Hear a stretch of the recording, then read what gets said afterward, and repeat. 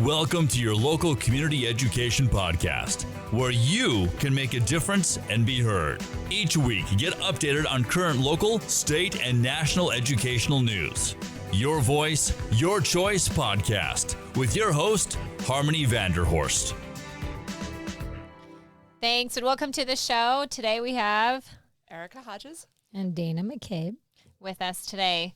Our victory minute for this week is in the last month, we've actually had some steady growth on our Facebook page. We've had almost 100 new people on there, so that's pretty exciting. That means more people in Southern Utah are getting involved and finding out about us.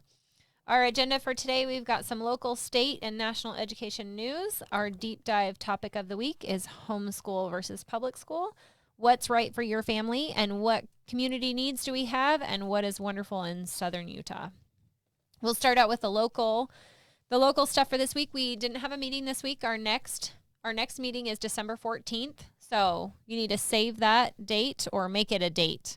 This is a good opportunity if you're married or single, or if you got kids at home, you want to leave your husband, make it a girls' night out or a guys' night out. Or if you're going to have kids. Yeah, or if you're going to have kids and you're going to live in this community.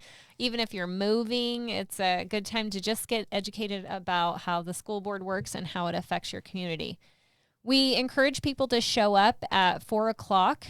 If you show up at 4 o'clock, that's when we're going to kind of go over the meeting, how it works. If you have questions, we will actually be there probably most of the day, starting between 12 and 2. We're never really sure what time. If you want to come earlier, you can too, but 4 o'clock, the actual meeting starts at 4:30. If you want to comment, you have to be there by 4:30 to put your name on a list. And just to let you know, you'll have to sit through the meeting before you can make public comment. Usually that's probably runs about an hour. Yeah, hour to hour and a half, depending on what's going on.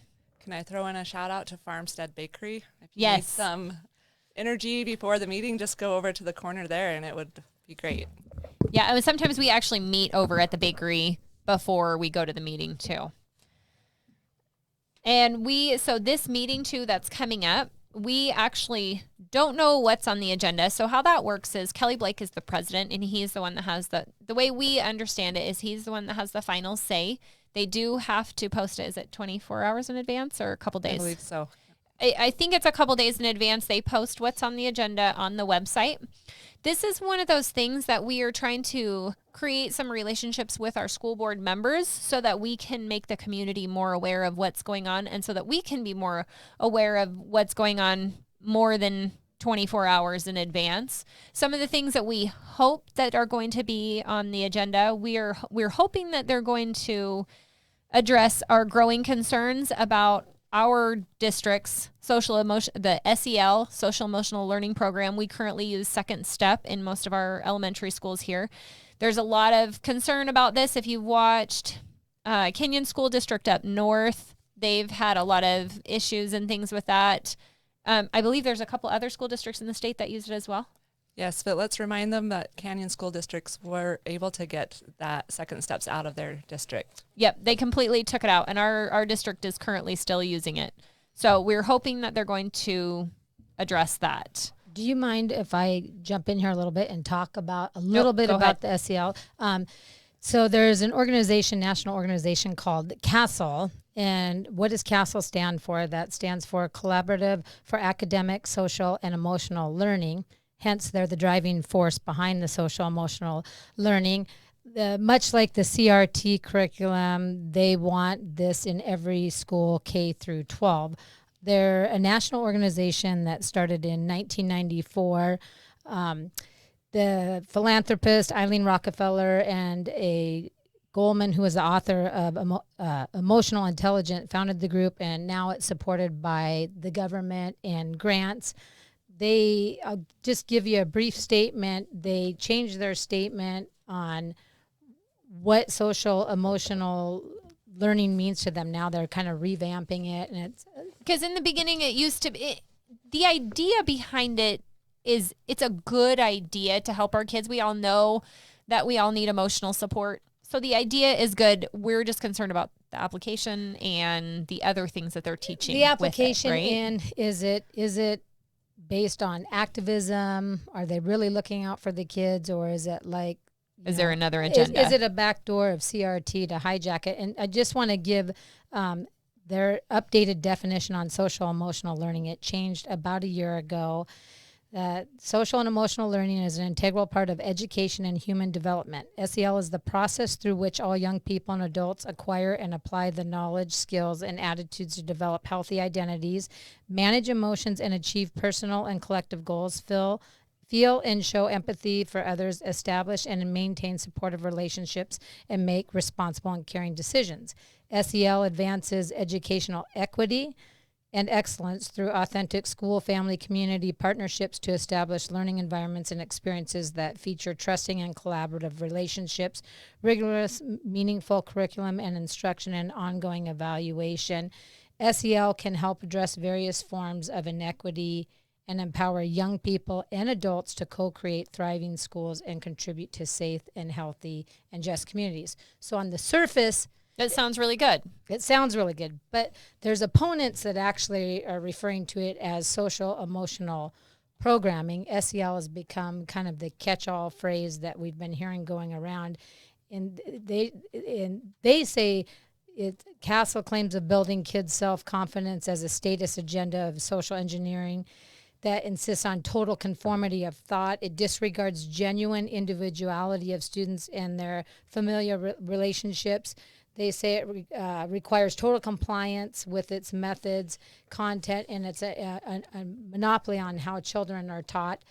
They go on to say that the agenda enforces conformity, it invades privacy, and it undermines the influence of family and faith in a child's life, and it serves to isolate children through pure modeled behavior. So as parents in society, we need to really dig into this and find out why there's so much controversy. Is it a backdoor for critical race theory? There's some heavy players on the national level that are involved in this with the School Board Association. There's big funding behind it, the foundations, Bill and Melinda Gates and Zuckerberg. So it's definitely worth digging into it. And we want you to not take our word for it, but to do some of your own research. There's a lot of really great resources out there. Canyon School District, you can get on their Facebook page and find out what they've done. Lisa Logan and the Utah Parents United all have really great resources on Facebook. And Utah Parents United has their own website too that you can get on and find a lot of information on there. And we can, after the show, post a link. Lisa Logan, who is the Utah Parents United Social, Emotional, and Learning Advisor, she has a great YouTube video breaking it down if you want more information on what it entails. It's about a 90-minute video, but it's very, very informative presentation on what SEL is, what they are trying to accomplish it. And I just recommend people go and really take a deeper look into what it actually is. So there's your homework for the week, is to look into social emotional learning, because we know that you all found out who your school board representative is, right? They did their homework and found out their rep. I was just thinking they could call them or email them and let them know what they would like to see on the agenda. Yeah. So our representatives should be able to put In theory, parents should be able to voice their concerns, and our concerns should be able to be on the agenda. So that's one of the things that you could do. And if you do that and you reach out to your school board member, let us know how it goes. Let us know if you have questions or concerns, or you have good ideas that worked. We'd love to hear them. Yeah, and we hope that they want to hear from us since we voted for them. Yes. We are also hoping to hear a public statement from our board addressed to the USBA, stating their opposition to the statements made by the NSBA. So we're hoping that our own local school board is going to address our Utah State School Board, stating their opposition to the statements made about parents being domestic terrorists.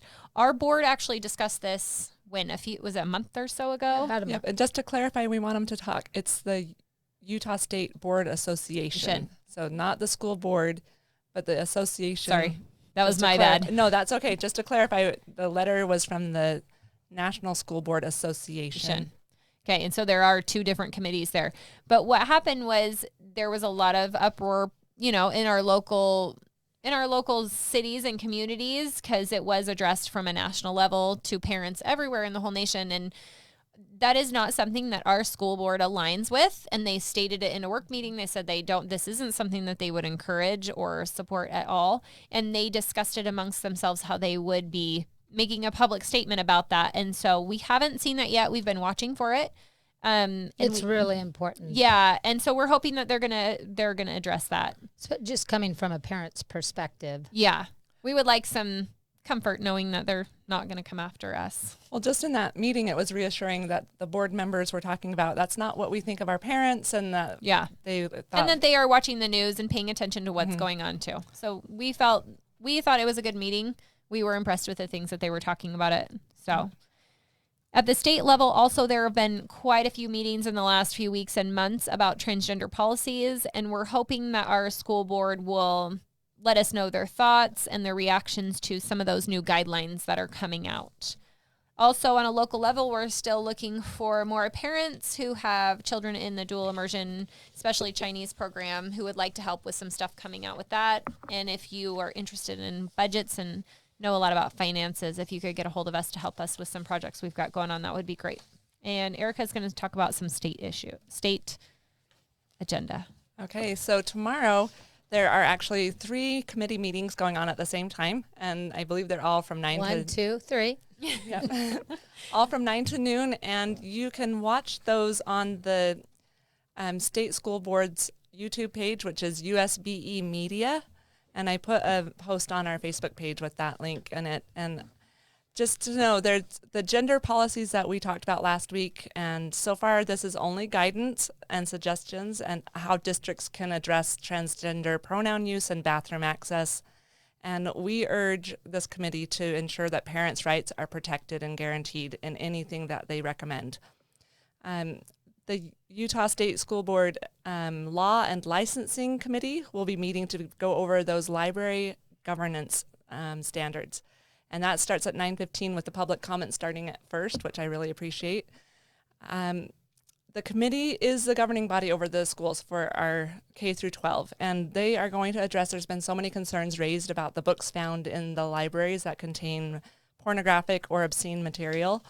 And it's really important what they issue as guidance. I'm just really curious what they can actually do because of Utah law. It just seems to be a complete conflict of, what Utah code says is allowed in schools and what's... Yeah, so are they just talking about the issue? Are they just stating a letter of how they would direct each school district to handle the situations? As I understand it, it'll be the guidance for each district's library. And so it's not law. Each district then has autonomy to kind of do what they want-ish.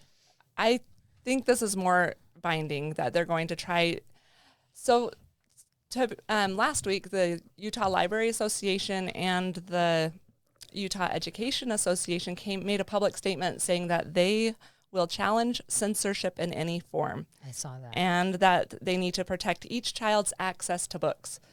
Why would we need to protect a child's access to pornographic books is beyond me. I don't know. Well, and doesn't that, I would think just on face value, that has to violate some Utah law aside from code because of minors. Right. There's harmful to minor laws that I believe it is violating. The people who are in opposition of removing books are claiming First Amendment rights, but protected...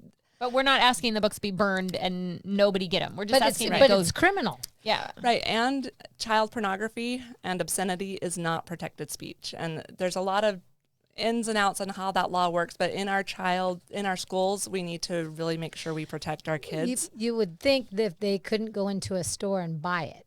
So why would they be able to check it out? Well, and there used to be ordinances about having adult bookstores within a certain and distance. You had to be over 18 even to get in to get in this section. So they would put the books in the little section, and you had to be 18 to go back there. It just seems like there's a lot of legal issues with this. And they couldn't be within a certain distance of the schools. And would we hire a teacher without vetting them? Of course not. Would we adopt a curriculum without vetting them? Yes. Yes. Have we allowed books in our school libraries without vetting them? Yes, we have. And we're trying to remedy that. And rectify that because we want to keep our kids safe. It's such a big thing because when you think of school, you think of lectures, but you think of books. Yeah, exactly. Well, and I think that most librarians aren't aware of what was in these books, and hopefully now that it's been brought to light that they can make it right and remove that from our school libraries. I think what's more concerning is the Libraries Association and those guys coming out and speaking like almost like there's an agenda. Why would you defend it? I don't know if they've met with the governor recently and if that's because he also drew his line in the sand and these boards have drawn their line and they want to protect the books, it seems, more than they want to protect the child. And so I would encourage every parent to make a phone call, every legislature to make sure you're talking to the governor and to the school boards about what's appropriate for our children. Maybe possible they're all working from the same talking points. Thank you. Dana, you want to do national stuff? Yeah, I'm just going to follow up on the national issues that we covered over the last few weeks. One was in pertaining to the National School Board Association letter that was written to the White House and the DO, the Department of Justice, using the FBI to investigate parents and domestic terrorists. That was back, I believe it was the first week of October. The Attorney General, Merrick Garland, was called before the Judiciary Senate Committee late October.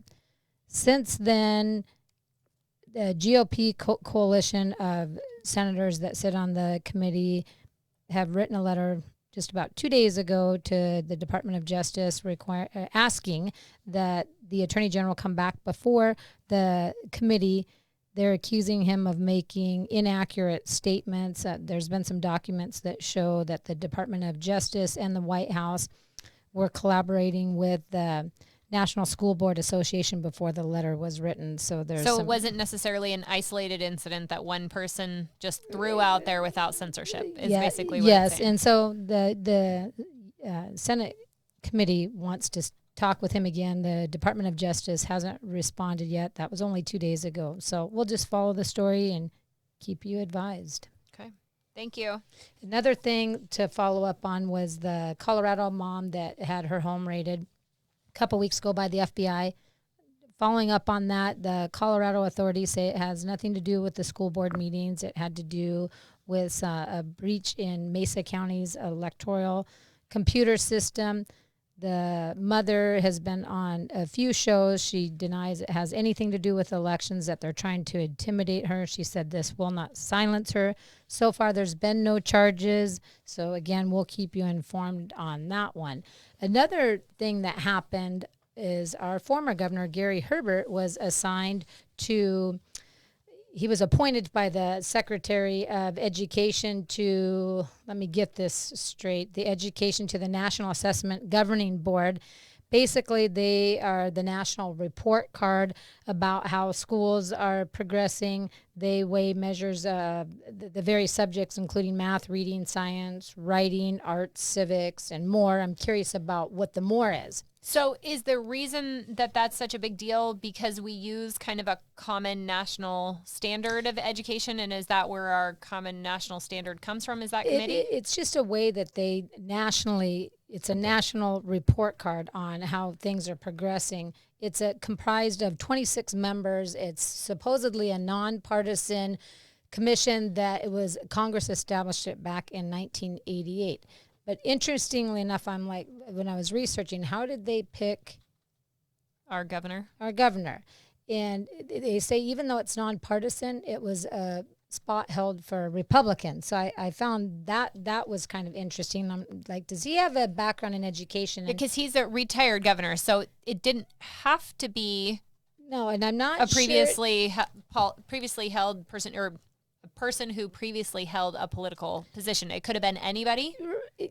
Exactly. And his claim is that he was really happy to be on it because he sat on the board for the Governors Association for governors, and that, he thinks it's really important to have a seat at the table. Why they chose him, researching, I couldn't find where that was, but he was happy to serve on the board. He feels that it's a great, Utah has a seat at the table. His former education advisor will be helping him in this position. It's a 4-year term, so I believe it goes through September 2020. And it's just an appointed position. It's not an elected position, correct? One of 26. So my thinking is, well, maybe we have an ally on the national level. If not, we need to. That's a good point. I didn't know that was it. I learned about that this week too, so I didn't know about that. So real quick, our deep dive for this week is homeschool versus public school. And I've actually had quite a few people within the last 6 months to a year reach out to me, and I'm sure all my mom helpers here have, because we each have an individual different story. Some of us have done homeschool forever. Some of us have done hybrid school. Some of us have done public school, and then we tried homeschool during COVID. Which wasn't homeschool. Which, yeah, technically, if you're forced to do it, then you don't really get a well-rounded picture. And just for the sake of time for today, we're actually next week, we're going to all tell our individual stories on give you a little bit more of a glimpse on why we're doing what we're doing and tell you a little bit more about our story. But my opinion on homeschool versus public school is that it's a very personal, individual choice, and that there's no wrong way to do it, and that you know your children and your family better than anyone knows them. And you have the capability, no matter what your education level is, no matter what your financial status is, if you feel like you need to homeschool your kids, that's what your kids need. If you feel like your kids need public school, that's what your kids need. I was just going to add about the forced homeschooling from COVID. Usually it takes more than a day or a week to plan that, to come up with that decision. Yes, it takes a while. And I know, Erica, so tell us a little bit about your homeschool experience. So I have a senior in high school, so he goes traditional, and then I have 4 kids at home. And I love it because we can study whatever we want to study. We read a lot of classic literature and study the Founding Fathers' Constitution. And I just really appreciate the time I get to spend with them, and the older kids get to spend with the younger kids. And there are so many resources. I want to go over a little bit of those next time maybe, but we'll get into the resources. Did that and stuff. stem from out of COVID? Was that one of the good things that came out of COVID for your family personally? You guys have been homeschooling for a while, haven't you? For a long time. You have. Yep, Okay. we've done both, but I really agree with you. It's a personal decision, and if it's what you feel is best for your children, then do it and have fun with it, and just learn as you go, and just know that there's people out there that can help. They say you really get to know your kids. Yes, and just real quick, we have on our Facebook page, her name is Aditi, I think I pronounced that right. They have a place called Learning Space here in town, and if you're kind of like trying to figure things out, that's a really good resource if you kind of want to look in like a hybrid situation, or it's just another resource out there. There's so many things. So we'll get into that more next week. They are offering right now a spelling class that starts tomorrow. I'm going to put a plug in for the Learning Space if anybody's interested. I need that for me. And the Facebook groups too. There's St. George Homeschoolers, and this Aditi's page, I believe, is Community Homeschool Group. Lots of events happening, field trips, groups that do different activities. So Seems like it's a decent sized community here. It's a huge community here. But if you're on the plug for public school, if you're going to do public school here, get involved. You can't just take your kids to school and be like, oh, it's going to be perfect. It's not. We would like to meet you December 14th. Yes, we would. If you're a public school mom all the way. Or a grandma or an aunt. Or a dad or whatever your situation. Yes, dads. Make time December 14th to come to that meeting, because you need to be invested in what's coming with your education, what's here, what's great, and what needs to change. And then what is wonderful in Southern Utah that we want to finish with today? I'll start with mine. So I've only been in Southern Utah about 18 months, but there's been a lot of political stuff that has happened with elections, and I've been fortunate enough to be a little closer up and see some of it. I would like to give a shout out. Washington County voted for a new sheriff, Nate Brooksby. They had 2 great candidates, and they love the Constitution. They love our county. Like the school board, they hold a county position, and it was great to meet both of them and see their ideas. And Nate won, and so it was great. I got to meet both the candidates too, and it was awesome that we got to pick between 2 really good guys. Like, I would have been happy. They both had different really strong strong traits and attributes, but Nate did win, and I think he'll be great for the community. And they both had great experience, just different roads to get them where they were. Yep, I thought that was awesome too. So that was Tuesday. To see two really good candidates. That was. I'm happy to live in Washington County. So I love that there's so many people here that do. We'll save that for next week. Hey, thank you for listening today. And remember, find out your school board member and show up on the 14th. Thanks for listening.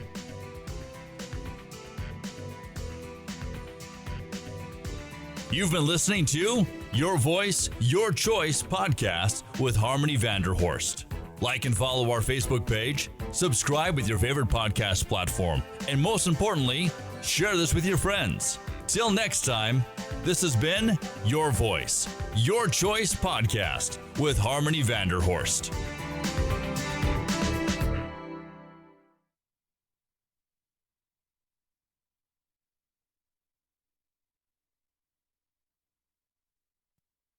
This has been a production from a podcast studio.